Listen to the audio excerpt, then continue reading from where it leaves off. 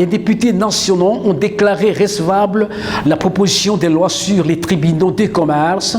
C'était au cours de la plénière de ce jeudi. Il y a eu également adoption des procès-verbaux des plénières antérieures, ainsi que le débat général sur la proposition de loi numéro 002/2001 du 3 juillet 2001 portant création, organisation et fonctionnement des travaux. Déclarée recevable, cette proposition de loi a été envoyée par la suite à la commission paritaire pour enrichissement.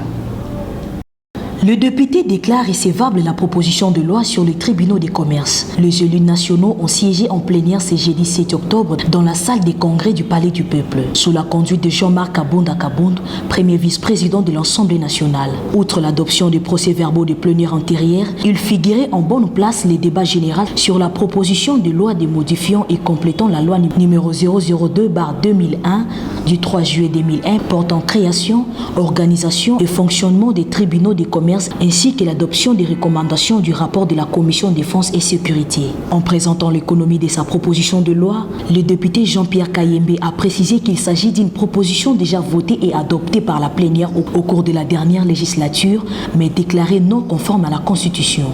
J'ai été motivé par ce souci de voir le climat des affaires être assaini en République démocratique du Congo. La législation communautaire ou la législation OHADA nous impose bon nombre de droits que nous ne savons pas aujourd'hui ici au Congo arriver à réaliser. C'est comme ça qu'il était de notre droit de proposer cette proposition de loi-là.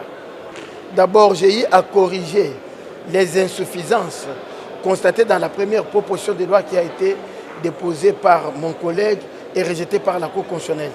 Parce que là, il parlait de la loi organique. Mais la loi créant les tribunaux de commerce, ce n'est pas une loi organique, c'est une loi ordinaire. C'est ça d'abord le premier motif. J'ai corrigé cela. Le deuxième motif, c'est qu'il ne reconnaissait pas la cassation comme mode, alors que la cour d'arbitrage, c'est la cassation même. J'ai aussi corrigé ça.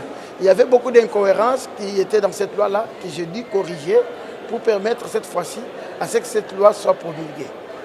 En fin de compte, la proposition de loi a été déclarée irrecevable par la plénière et envoyée à la commission paritaire pour enrichissement.